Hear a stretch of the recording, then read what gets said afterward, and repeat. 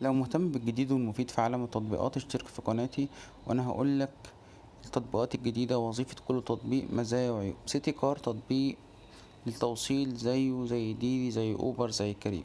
المفروض ان هو تطبيق جديد محمل 1000 مستخدم بس، وده حاجة بسيطة جدا، لسه جديد. المفروض ان هو بيقولك اسعار رخيصة، كاتبلي هنا 3 جنيه و18 قرش تقريبا، مش عارف ازاي ولا على ايه. برضو هنا نفس النظام،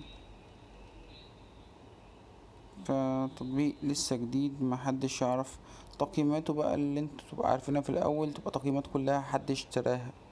فلو حبيت تجرب بنفسك تحمل التطبيق، تجرب تشتري قصدي توصيلة ولا حاجة، وتكتب لنا في الكومنتات التطبيق كويس ولا لأ.